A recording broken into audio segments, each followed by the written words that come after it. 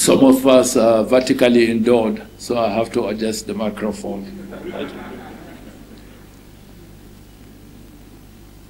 Your Excellency, the chairman of this occasion, General Yakubu Gowon, GCFR, and the Deputy Chairman, Prince Nduka, the President of the Federal Republic of Nigeria, President Bola Tinubu, GCFR, ably represented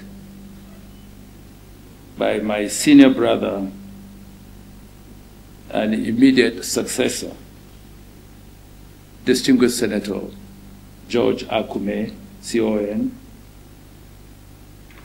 the Vice President of the Federal Republic of Nigeria, Distinguished Senator Kashim Shettima, GCON, ably represented by Dr. Umar Modibo, Senior Special Assistant to the President, Your Excellency, Professor Yemi Osibajo, Vice President 2015 to 2023, Alhaji Abubakar Atiku, GCON, Vice President 1999 to 2007, former governors here present, and the Deputy Governor of Katsina, Honorable Ministers serving and former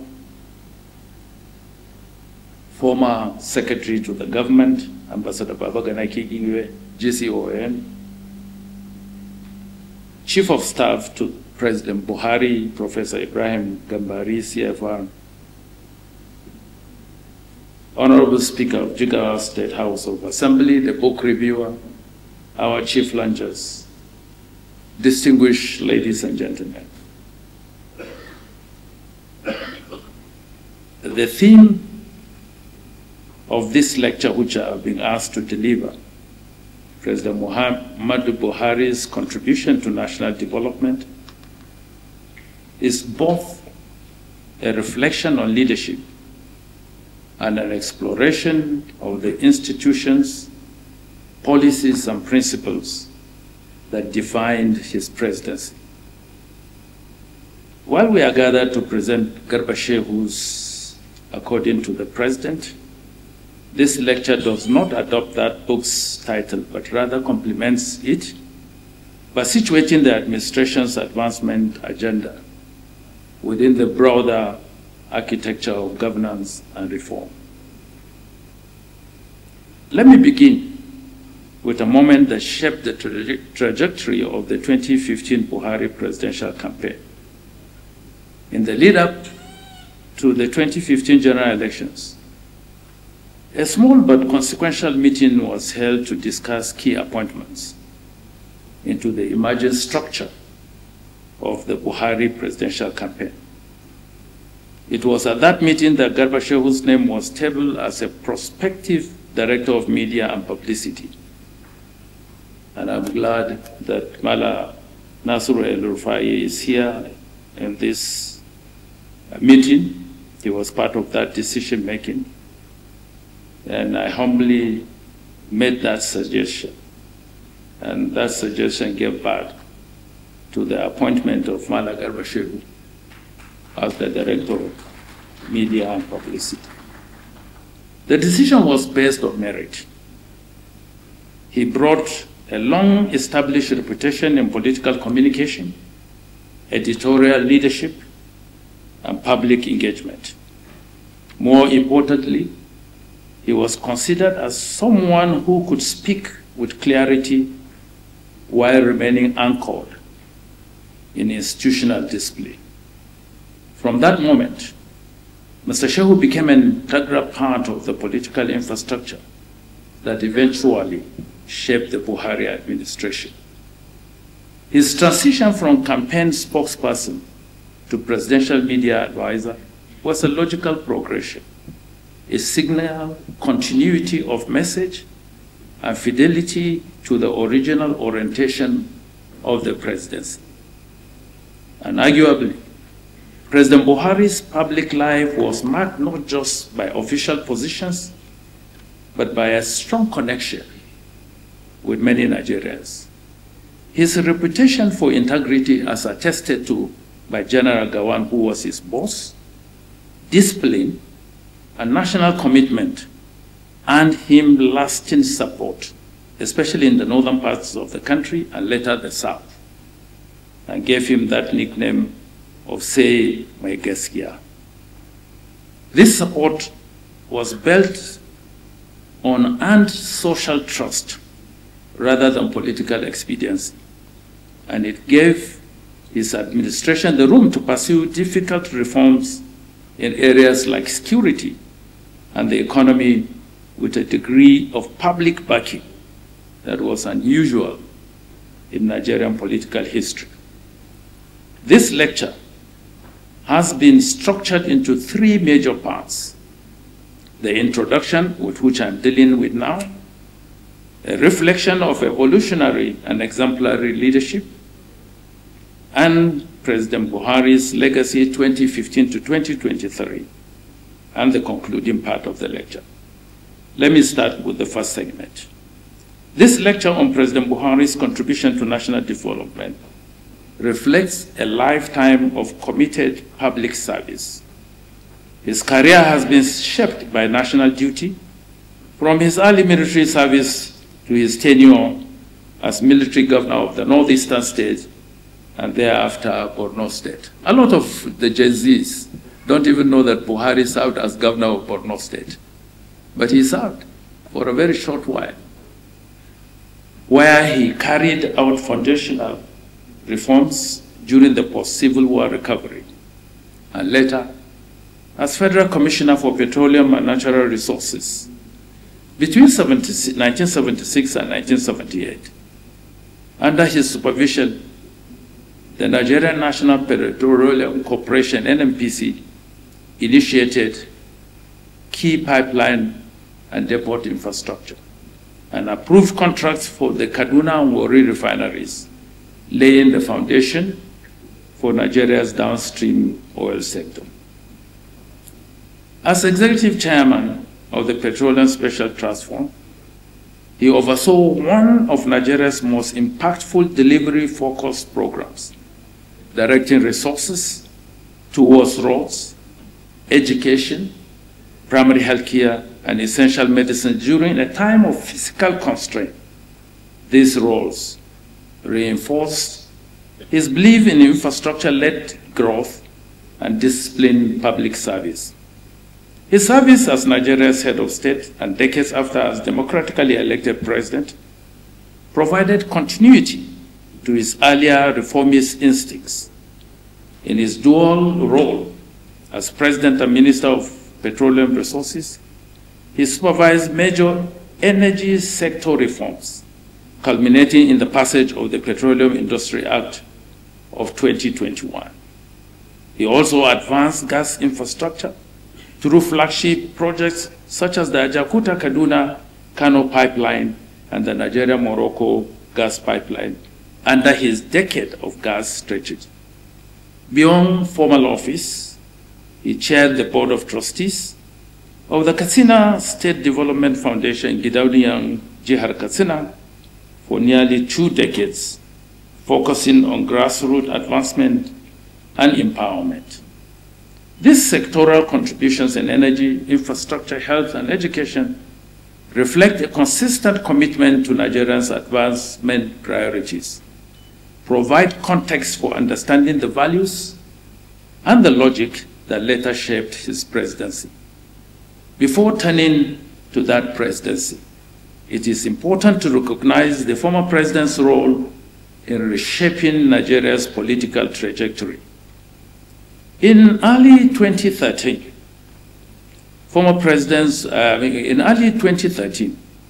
as the leader of the Congress for Progressive Change, CPC, President Buhari formally requested and supported the creation of the CPC Merger Committee, part of a broader coalition building process that brought together the ACN, the party under which I served as the Deputy National Chairman as on Transition or Merger Committee, the AMPP, and a faction of the ABGA, and the elements of the ruling party through the breakaway PDP group. His endorsement and participation, along with other party leaders, such as the President Bola Tinubu and Senator Ali Modu Sharif, who was the chairman of the Board of Trustees of the AMPP, lent credence and credibility and direction to the merger, helping to unify disparate parties' factions under the banner of the All Progressive Congress. That coalition building paved the way for the first democratic defeat of an incumbent ruling party in Nigeria's history. President Buhari's integrity, national stature, and disciplined messaging were central to that breakthrough. Not only that, for us in the ACN, I do not intend to stir any controversy, but I will make bold to state this, that the merger in 2013 was midwife to present a Buhari or create a Buhari presidency. Because we looked at the statistics of the votes that were coming to the table. In the 2003 election against Obasanjo, Buhari raked in 2.7 million votes. In the 2007 election with Shehu Yarabuda, 2012, no, the 12.7 million votes.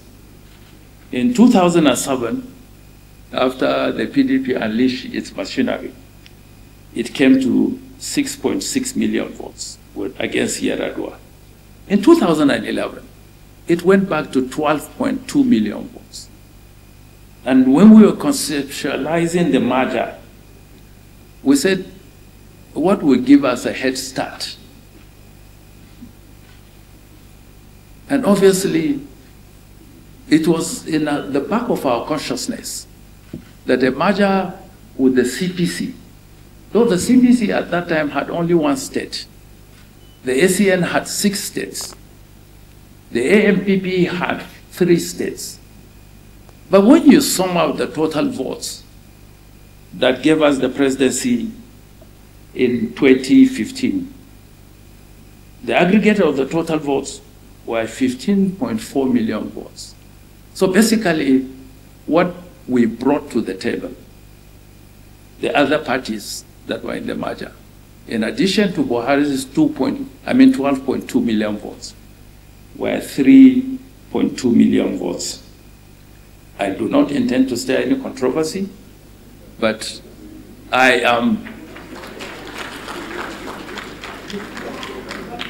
am saying that that was the most realistic and pragmatic thing that we needed to do. I was the Deputy National Chairman of the ACN then. So I anchored the transition. My colleagues in the ACN are here. FIME is here. What we did and the decisions that we took was to provide or to produce a Buhari presidency. Buhari formally requested, after his endorsement assisted in that. No account of Buhari's President Buhari's tenure would be complete without acknowledging the extended periods he spent on medical leave. These moments were politically delicate, were also telling of his leadership philosophy and personality. Rather than disrupt governance like we saw in the previous administration, he allowed the constitutional order to function as intended, delegating authority to the vice president and demonstrating a rare commitment to institutional stability. While some perceived as a slowing of momentum, these periods revealed his preference for rule-based delegation and his continued confidence in the systems his administration had built.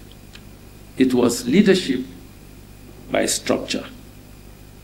As Secretary to the Government of the Federation, I had the responsibility of coordinating the machinery of government under his leadership.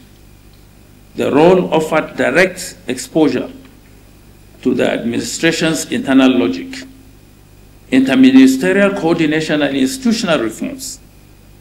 Today's lecture, therefore, is not a catalogue of achievements. It is a reflection on how the Buhari administration approached governance, its reform logic, institutional priorities, and long-term intent. No single lecture can exhaustively unpack the complexity of those years. Rather, this presentation offers a considered overview of key interventions and the thinking behind them. The period in view was one of recalibration, characterized by policy consistency and a deliberate effort to rebuild state capacity, outcomes that merit rigorous policy and historic scrutiny. The aim here is to situate the administration within the larger arc of Nigeria's developmental journey, focusing on what was done, how it was done, and why it matters. President Buhari's legacies, May 2015 to May 2023. When President Buhari assumed office in May 2015, Nigeria was facing acute macroeconomic and security challenges. Crude oil prices had collapsed, revenues had declined sharply, and public institutions struggled with credibility. Boko Haram insurgency had escalated in the northeast, testing federal unity. The administration responded by prioritizing fiscal discipline, capital spending, and institutional reforms to restore stability and rebuild trust. The Strategic Implementation Plan, SIP, served as a short-term stabilization tool, followed by the Economic Recovery and Growth Plan, 2017 to 2020, which laid out a strategy for infrastructure, industrialization, and public sector reform. The ERGP boosted investor confidence with clear policy targets. In 2021, the administration launched the National Poverty Reduction with Growth Strategy, aiming to lift 100 million Nigerians out of poverty within 10 years. Chaired by the Vice President and supported by governors and ministers and the private sector, the NPRGS adopted a multi-pronged strategy, including microeconomic stability, industrialization, redistributive programs, and public service reform. Ladies and gentlemen, the administration's second term in 2019 marked a shift to evidence-led governance.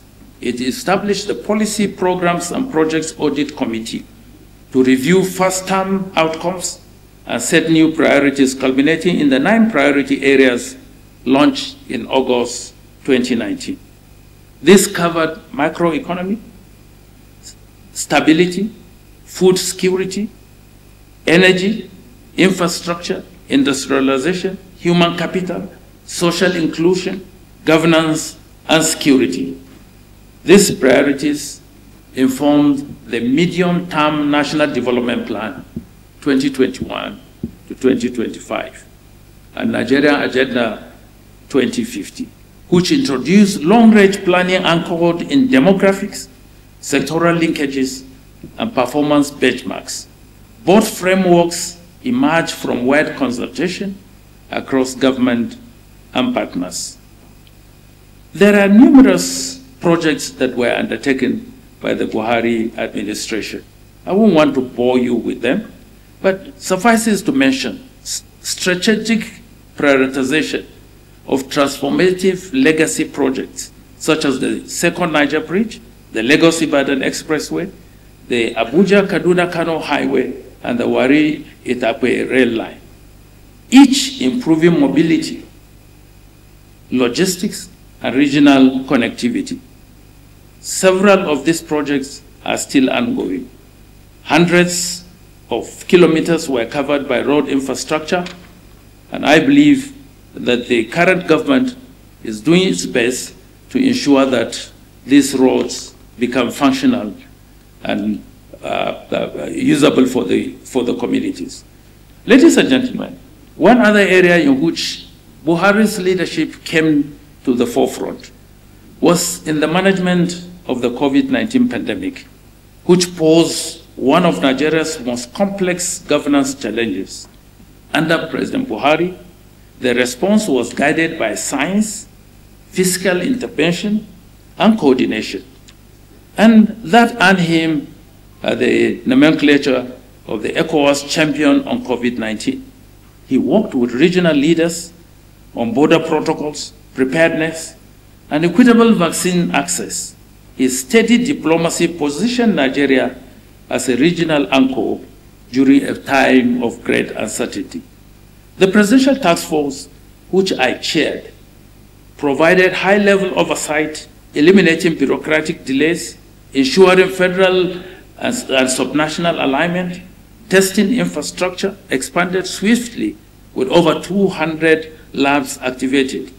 The NCDC led on surveillance and diagnostics, supported by real-time data and public health communication that maintained citizen trust. I can say with every degree of certainty that in the course of the over 1 year that I chaired the national response on COVID-19, we had unfettered access to President Buhari. We had political support that we needed. I remember one of the days when I went and briefed him, and I told him that I was shutting down the country. He gazed at me strangely, as if, where did you get that power from? I said, it's delegated authority, sir. When you appointed me as chairman of the COVID-19 response team, which had a multi-level approach, you gave us the power. We've discussed everything. The Minister of Aviation has spoken to the aviation authorities for the necessary NOTAPS rules to go out. The Minister of Health has done his bit, and for that reason, we have taken a decision to shut down the country. He said, have you thought about security? I said, yes, I've met with the security officials, I've met with the Chief of Army Staff, with the retinue of different officers, and we factored that. Because the shutting down was not only across our borders, we were also shutting down within the country. And he was concerned about the daily earnings of our people. So he wanted clarity of what we intended to do. And we gave him that clarity. And for that reason, he decided that we should go ahead. And we did it. And to the glory of God, we have done so well with our response to the extent that several countries have copied it, and they still copy it. And we have received accolades from international organizations like the World Health Organization, the United Nations, as Nigeria's response being one of the best globally. So I think it is part of the leadership that he provided that gave us that. Social interventions included cash transfers. Over 1 million vulnerable households. We trained digital workers, targeted SMEs with relief, COVID mobilized. It was multi-sectoral and multi-level in terms of the work that we did. Under President Buhari, institutionally, the administration pursued reforms through executive orders and legislative action. Executive Orders 13 and 14 introduced performance contracting and institutionalized the presidential transition process. The latter stands out as a pioneering move. It repositioned transitions from ceremonial handovers to structured rule-based processes that reinforce national stability and continuity in governance. In doing so, it created a new standard of transition that has outlived his office, but still remains as an instrument of shared goals and institutional trust. Major legislative milestones include the Petroleum Industrial Act and 4 finance acts aligning fiscal policy with economic strategy. The Presidential Enabling Business Environment Council oversaw over 100 reforms that improved Nigeria's ease of doing business rankings. In the digital economy, broadband coverage expanded to nearly all the local governments under President Buhari, while the National Digital Policy and Strategy provided a coherent framework. The NIM-SIM integration strengthened identity systems and local content policies. Under President Buhari, Nigeria experienced an unprecedented surge in military modernization, with asset acquisition reaching its peak across armed forces. In April of 2018, he approved $1 billion intervention for military equipment. And by 2022, the defense budget had grown to 1.2 trillion, with significant capital directed toward modern platforms and logistics. This represented the most intense military build-up since the return to democracy, reflecting an urgent response to security challenges and a disciplined strategy for operational renewal. Education did not suffer. Let me come to an area where I believe history will judge President Buhari well. Nigeria's foreign policy under President Buhari combined pragmatic diplomacy with a clear ambition to reassert the country's leadership across Africa and on the global stage. His tenure saw strategic appointments that elevated Nigeria's visibility in multilateral institutions. Most notably, Nigeria successfully led a re-election campaign for Dr. Akinwumi Adesina as president of the African Development Bank, despite international headwinds and a contested review process. Under his leadership, Akinwumi's leadership for 10 years, the bank's authorized capital expanded from 93 billion to 318 billion, directly impacting 565 million lives through transformative investments in infrastructure, energy, and food systems. In 2015, Professor Bernard Orama assumed office as president of the Afro-Exim Bank under President Buhari's leadership, growing the bank's portfolio from under 5 billion to over 37 billion by 2024, and strengthening Africa's trade finance architecture. Amina J. Mohammed, who served as Minister of Environment under President Buhari, was appointed United Nations Deputy Secretary General in 2017 and reappointed in 2022, advancing Nigeria's global standing in development and climate diplomacy. The assertive posture continued with the election of Ambassador Tijani Muhammad Bade as President of the 74th United Nations General Assembly in 2019, the first Nigerian to hold that role since Joseph Garba in a period of over 30 years. We never went back there until Nigeria gave the maximum support that Bade required to be able to assume that office. In 2021, Dr. Ngozi Okonjo-Iweala became the first African and the first woman to lead the World Trade Organization. Her tenure had been defined by institutional reform and renewed confidence, and underscored by her early reappointment in November 2024. The world was not to wait. They were eager to get her reappointed. They appointed her way ahead of time. Her tenure is supposed to elapse in I think, in September of this year. Beyond these high-level appointments, Nigeria deepened multilateral agreements with ECOWAS, the AU, and the UN, while forging bilateral partnerships to strengthen infrastructure financing, technology transfer, and regional trade. Under Buhari's leadership, Nigeria's diplomacy became more deliberate, reinforcing the country's role as a continental power and a credible actor in global affairs. In the same vein, he went ahead before leaving office to sign and ratify the African Continental Free Trade Zone Agreement. The Buhari administration imprint lies not only in reforms it pursued, but in systems it established to deliver and sustain impact. Sectoral efforts in nutrition and several other fields of endeavor were undertaken. In the area of tax reform, Buhari instituted a tax before he left office. As a matter of fact, the expansion that is being done under the Tinubu administration is quite commendable.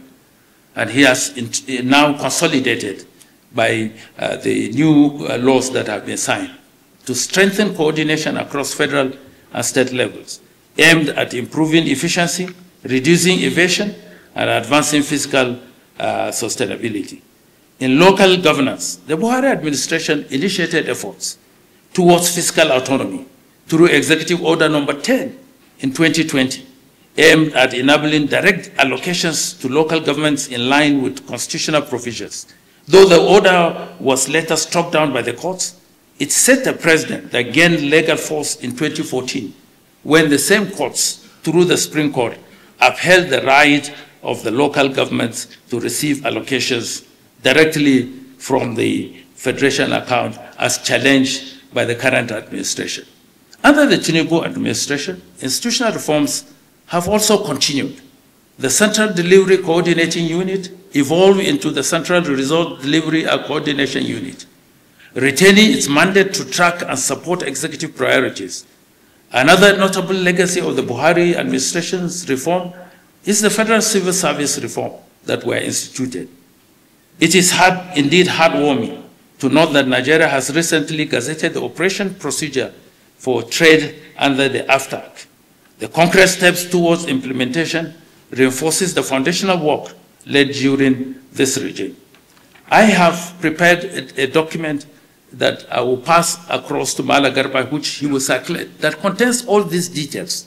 I've not been able to go through them for want of time, and I do not want to bore you because the business of the day is to really launch these books and make sure that every Nigerian lays his hand on it. But let me conclude. Excellencies, distinguished ladies and gentlemen, President Muhammadu Buhari was not drawn to the theater of power, but to its quiet burden of responsibility. He governed with duty over drama, conviction over applause. He will be remembered not only for performance, but for principles, for anchoring governance in systems that endure. He led with a sense of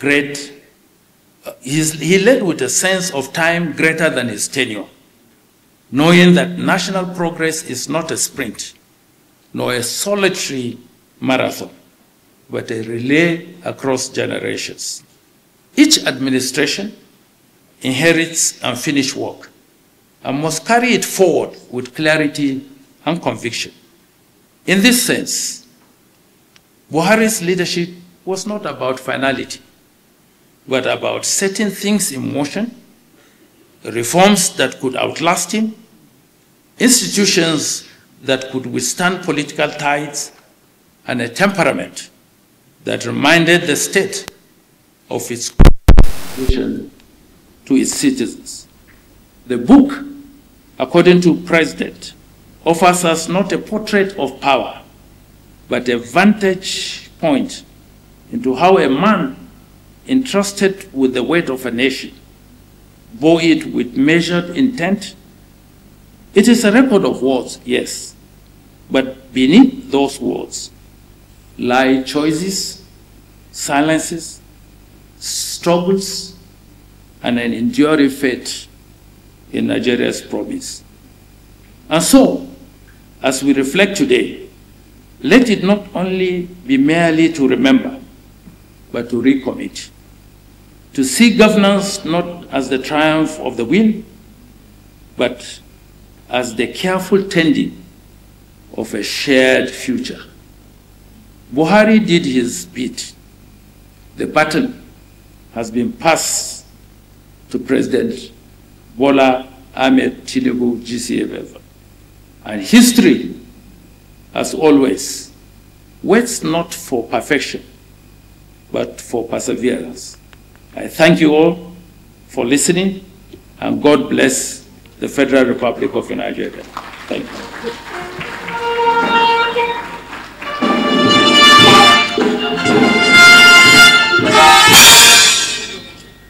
Thank you very much. The former Secretary to the Government of the Federation, Boss Mustapha, and his presentation is really the presentation of a boss. Let's put our hands together one more time for him, ladies and gentlemen. Thank you very much. Thank you.